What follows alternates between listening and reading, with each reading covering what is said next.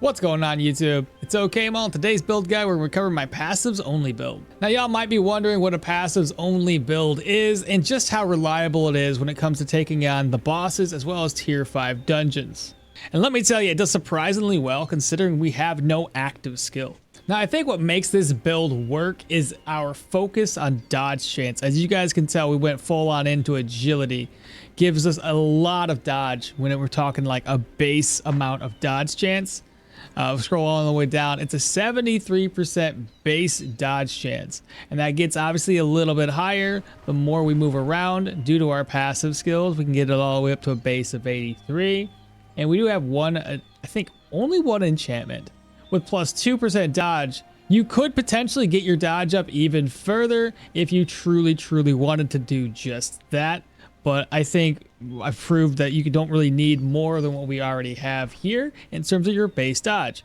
Another facet to this is that going full on into agility gives us a decent amount of counter chance, and having a higher counter chance allows us to get a couple of free hits off when we don't actually have any active skills. This is also a really major part that allows us to hit enemies way more often, dealing a lot more damage, keeping our DPS high. Another thing that is really important with this build, I think, is to have some form of life drain. Since we have no other way to really keep ourselves alive outside of maybe life drain, I actually got super lucky with a phylactery, slapped it on. Even though it does give us a higher damage amount, so we take more damage, it also gives us a heck of a lot of unholy resistance.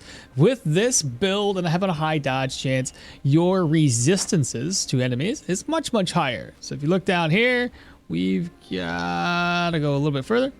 There we go. So we have nature resistance of 32, magic resistance of 27. On top of that, an additional 33% unholy resistance because of this phylactery, making undead not as scary if you think about it. This build is not specifically based on range. It also has melee attacks, which we actually have a really lucky roll here on this crippling nightly poleaxe. We got it from one of the fences, and it gave us body part and caustic damage. Super nice one to have.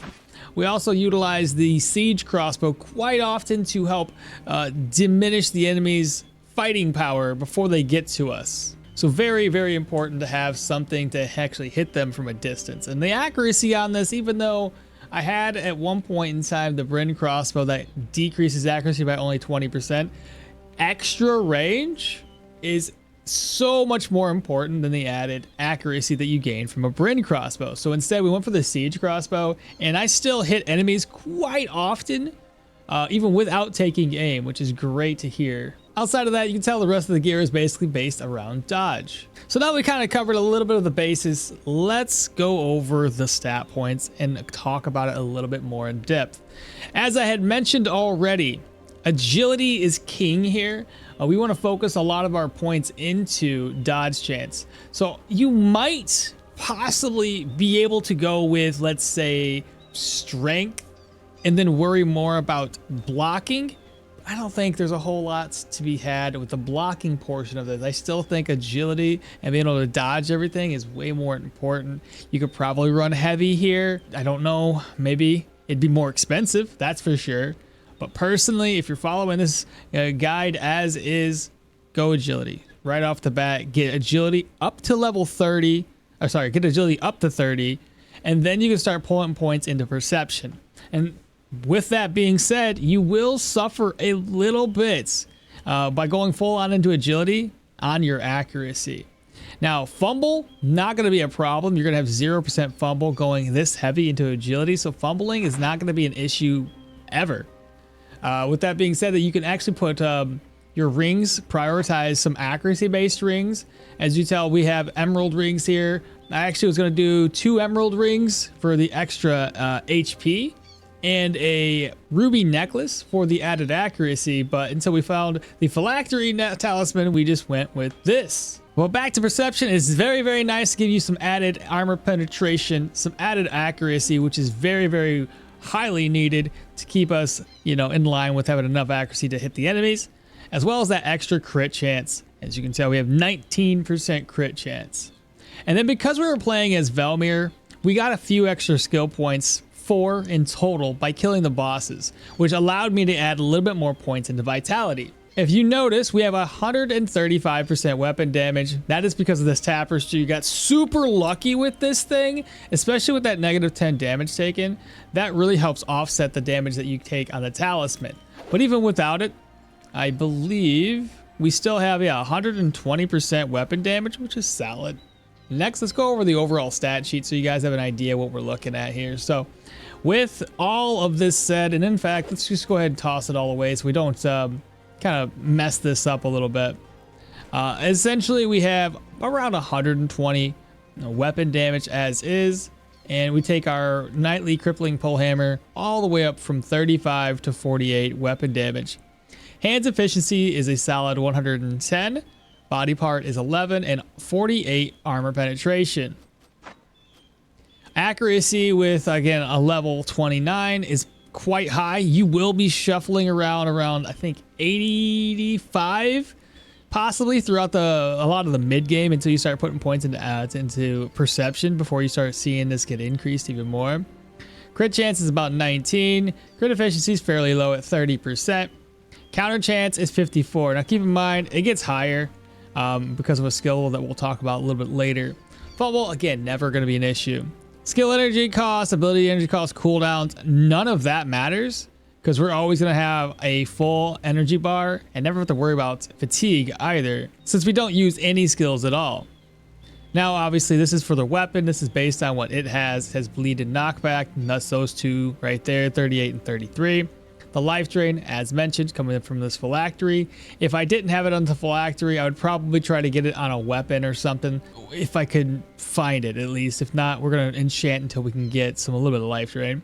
For our health, currently sitting at 138. Now, granted, it only got to 138 recently. It was sitting at around 120 to 125 for the majority of the game after we got all of these tier 5, tier 4 equipment. So once Velmir got to 15 in vitality, he obviously increased his HP. So yeah, health restoration 24%, healing efficiency 105. Again, energy not an issue. Average protection is sitting at 9 with a little bit of block chance at 15, block power at 16, and a little bit of block power recovery at 15%. Dodge chance, that's what we were talking about earlier. It is going to be 73% dodge chance. Bleed, very low at 26. Control, pretty low at 23. And move resistance. We gained a lot of move resistance, strictly speaking, because of agility. Every 5 points invested will get you that 7.5% move resistance. Moving on down, there's a little pain for 25%, fatigue at 35, experience, you get the idea. That's stuff that we're necessarily not really worried about. Damage resistance is at 103%, oddly enough, even with this on. Physical resistance at 16.8, nature at 30, magic at 25, and that unholy at 33 because of the equipment that I currently have. Now that we've covered the stats, let's talk about characters that we can pick to make this build more useful. We obviously started off with Velmir prior to the 9.2 update, and I was mainly using his older trait to begin with because it gave us extra damage and extra accuracy every time an enemy attacks us. Whether it dodges or we take a hit, we get a bonus to damage done to that enemy and increase accuracy for our character, which is great when we're trying to focus mainly on dodge. It allows us to get a little extra accuracy just by attacking enemies, or getting attacked by enemies rather. But having said that, his rework trait is still pretty decent for this. It worked out in our favor. It does give us a boost to damage if there's a boss or a mini boss within vision, so it can apply all of the enemies with extra damage taken. On top of that, killing a boss will grant us 2 stat points, and there are currently 2 bosses in the game, meaning we get extra 4 stat points. Hence why I'm able to put 4 points here into vitality. Other characters that you can use but maybe not take full advantage of would be Hilda and Yorgrim. Keep in mind with these two, they have a specific trait.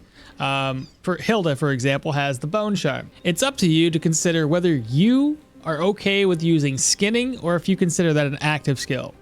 As you can tell, I do have 1 active skill on my hotbar. Chat, when we first set this up, allowed me to use this. My very first passive run that I did way back about a year ago, we didn't use Examine Surroundings at all. We used no active skill. If it was a skill I had to click to use, it was not usable. If you're going to be that strict, so be it. take this off the hotbar too. If you want to be a little bit more lenient and it's not an active attack skill, something that you can use in combat, then maybe go around do hunting, because at that point you can open up the game to utilize Yorgrim, right? He's got some great traits, and Hilda's got some great traits. It's up to you guys. It's a single player game. Be as strict or not as strict in terms of how you want to play this as you want. Don't let anybody else determine how you play your game. And then we've got Derwin. Derwin's gonna be pretty straightforward. He gets you extra stat points and extra ability points. So Derwin could be pretty dang good for this build too. So Derwin's trait says that if you put points into survival, you can unlock additional skill points, additional stat points. Now, I wouldn't waste my time and put points into Carterize, First Aid, or Will to Survive, as none of those affect a passive only build. All of these only affect with Vigor, they only affect the skill in question. And then there's Arna. Not too sure how good of a fit she would be for a passives only build. If you can somehow maintain getting Heroism more often than not, that's going to be a great thing for the build. Heroism's a super strong buff, but I believe Heroism pops more often with more enemies in vision. Well, in the later tier 5 dungeons, we don't want to be surrounded as much. I've been surrounded a couple of times and been able to survive it, but at the same time, it's very, very sketchy. Then there's Yana. I probably wouldn't use Yana. Let's just be honest. Don't use Yana. Just don't use her. And then lastly would be Mahir. Mahir is going to be a little weird because you're not going to get to take full advantage of his trait. Heck, I'm putting a point in a magic mastery. Okay. I put enough points into here. That's fine. It's 6 points. That gives me an extra skill point.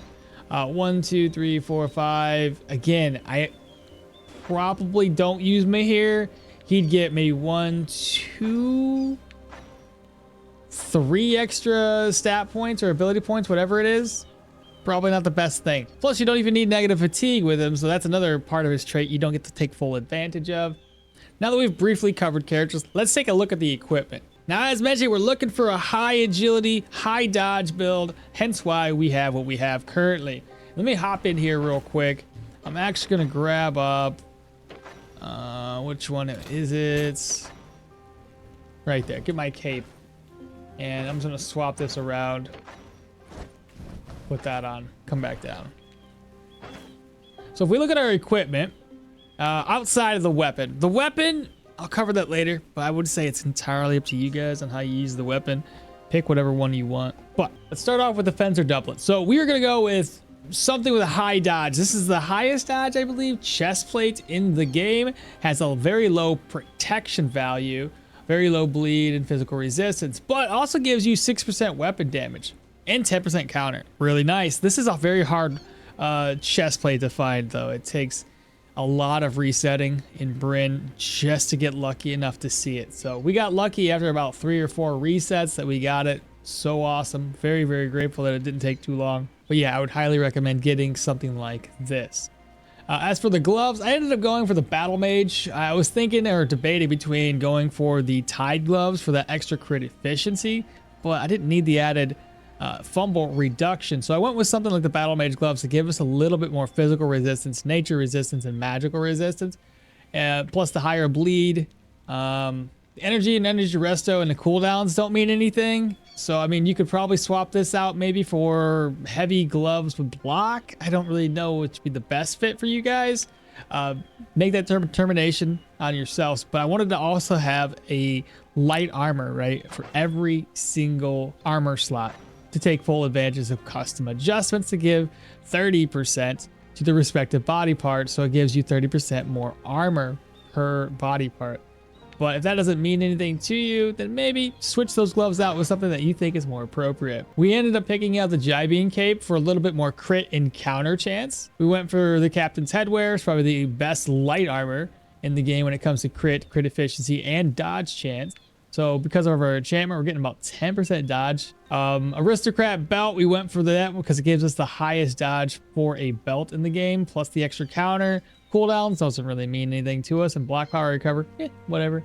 We can block power, you get a little bit extra block power recovery because of the weapon we're currently using, so what is. Then these are going to be like the highest dodge boots in the game as far as I can remember, but 10% there. Plus, it's got a fairly decent amount of nature resistance, magic resistance, and physical, on top of a decent amount of bleed res. Onto the rings and necklaces. Again, up to you guys what you do. I do recommend, if you don't have enough HP, to probably get like some emerald rings in here.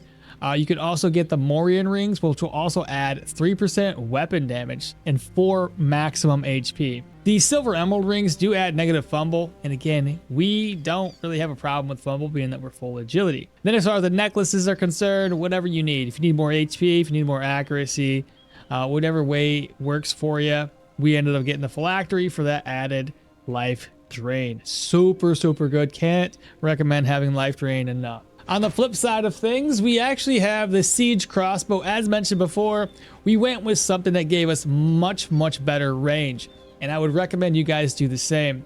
I tested out the Bryn crossbow with much less range, which was about 8 range. And while I was hitting quite frequently, I also had to let the enemy get much closer to us. So you only get a few shots off. In this case, you can shoot this from full range, full vision. And if you actually hit that first shot off, it's going to be a huge hit because they're usually unaware of your presence, which actually does way more damage. Plus, you can reload quite a few more times before they even get close to you. And then it's like 1 or 2 hits and they're dead. So the siege crossbow came in clutch for that.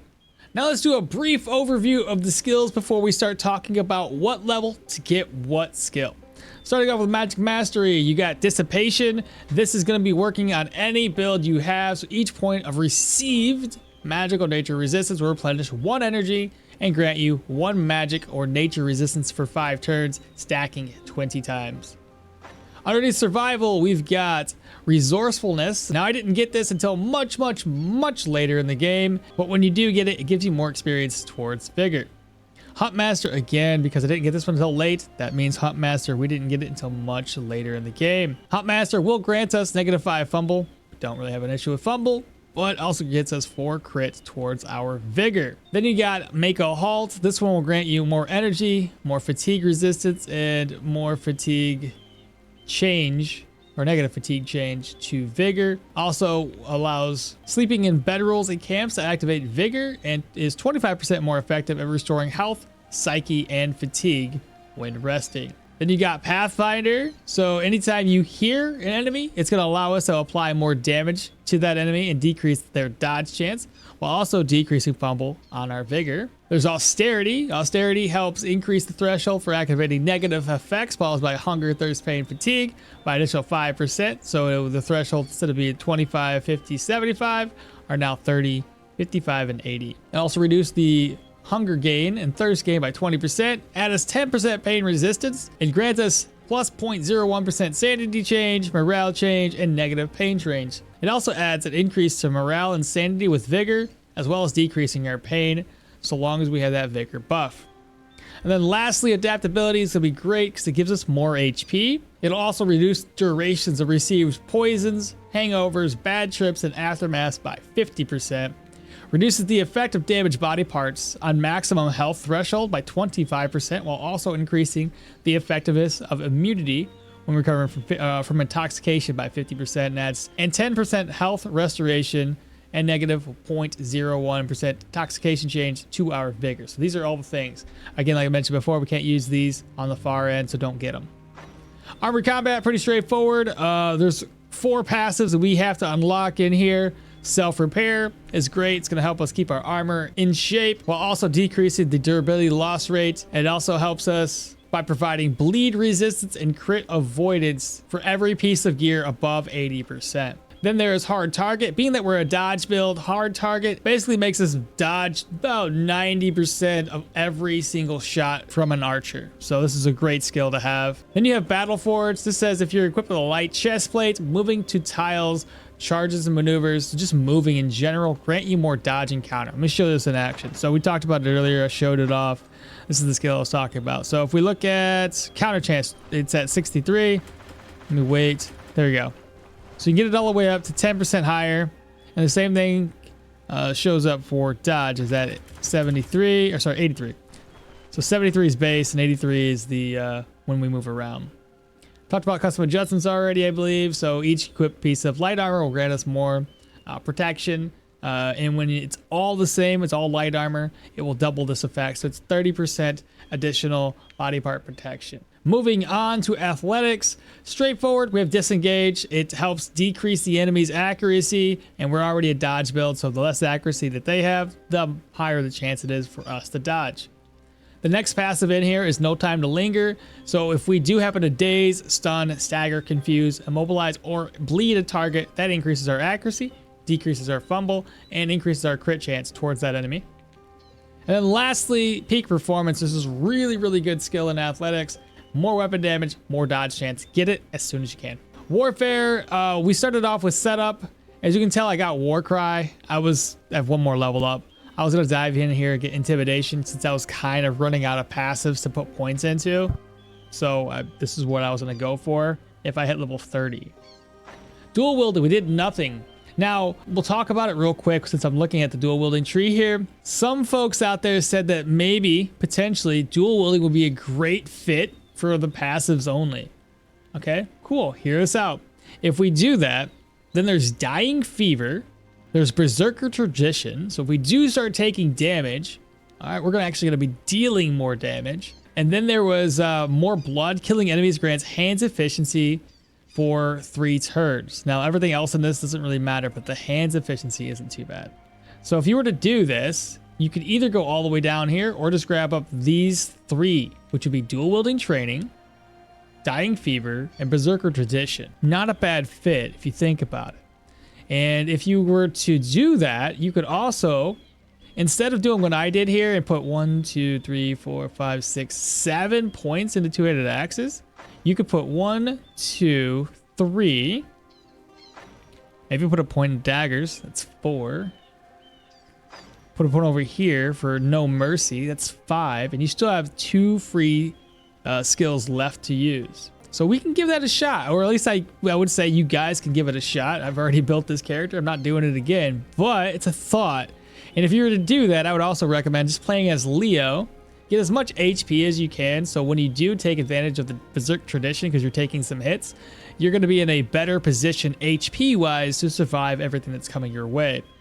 But yeah, it's a good thought, honestly, when you think about it. Then we look on down to the weaponry skills. Now, the beauty of this is that for the most part, most of the playthrough, you're going to be able to use whatever weapon you want. The best weapon that drops, use it, right? That's just going to help you. You're going to have the freedom to basically do whatever you want. And then once you've finished off all the utility skills in terms of the passives that you can unlock, now it's time to figure out what route you are actually going to take in terms of the weapon you're going to pick out. In this case, I got an awesome axe, which is right here. We talked about it once before with the caustic damage and the extra body part being a tier 5. Got it super cheap too. So that's where I was like, well, heck, let's dive into axes. And axes are great. There's 4 passives in here we're going to unlock if you're doing two-handed axes. One of which is Shield Breaker. This is going to decrease the target's block chance, block power recover, and maximum block. And if they've got 0 block chance, decreases our fumble. Well, we don't fumble much, so only the top part matters. Then you've got this skill here, grants two-handed axe strikes more body part damage, more accuracy when their HP is above 50, and more weapon damage and less fumble when it's below 50. You have this one here for two-handed crit strikes, will grant us negative 10 skill engine cost. Who cares? And for 3 turns, and apply their target with more damage taken for 3 turns. So they can have additional 20% damage taken if we crit. Then there's Maim and Kill, causing injuries and bleeds with 200 axes will grant 5% weapon damage and 4 crit for 5 turns, stacks 3 times. So that's more weapon damage. Another one I kind of missed on was the ranged weapons. Dexterity is very, very good. We get this early on in the game. So every time we kill somebody and you wanted to swap to your offhand, it'll reload your crossbow and activate taking aim, allowing you to shoot them with a lot of damage because a crossbow hits super hard. Another one that we were talking about possibly getting, but we never did get it, was constant practice to basically increase our odds of hitting a target. But we never did get this. And we were still hitting just fine once we got our perception up to like 15 and 20. So accuracy wasn't really an issue with bodkin bolts or arrows. In this case, we're using crossbows, so just use bolts. But again, choose what you guys would like to use. If you find out that maces are better for you, go ahead and try it out. Or just look through the passives and see what makes more sense. Because some of these passives don't really seem to work as well, in my opinion, as what the two-handed axes are. That's all up to you guys on what you want to do, what makes more sense to you. You don't have to follow this guide to a T. Next up is a list of all the skills I used in this particular playthrough since we're doing two-handed axes. Now, starting off, we went for dexterity. This one, again, allows us to reload our crossbow every time we kill somebody with melee. Plus, switching from range to melee is a free turn, so you can shoot an enemy all the way up until they get to you, swap to your melee weapon, and hit them for free. The next one will be setup. Waiting in place will increase accuracy and decrease your damage taken. At level 2, it's kind of a toss-up. There's not a whole lot we can do at level 2, so I just went for disengage. Level 3, we went for not this time. Again, not a whole lot we can choose from. Level 4, I went for pathfinder, so that way every time we hear an enemy, it allows us to deal more damage to them. Level 5, what the heck? Let's get hard targets. That helps us against those pesky rangers that are trying to shoot at us from afar. Then we have self-repair at level 6. I went ahead and grabbed up brace for impact so we can grab up this skill, which is battle forged. At level 9, I figure let's go ahead and pop back into survival. We'll grab up ever vigilant. And then we have level 10. Level 10, what the heck? Let's go ahead and get some magic mastery unlocked to help us against mages that we're going to start fighting more often. 11 and 12 are next. So 11, I don't really know what else to do. So we went for make a halt. 12, we finished off the armored combat tree by grabbing custom adjustments. At 13, we went back over to survival and we got austerity. At level 14, we pop back into athletics. We get sudden lunge and no time to linger. 16, we pop back down and we'll grab up adaptability. This will give us more HP.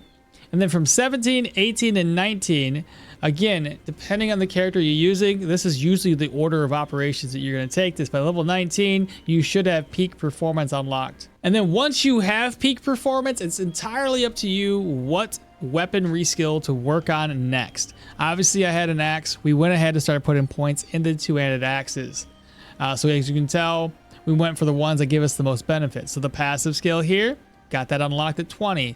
Then it was 21, 22.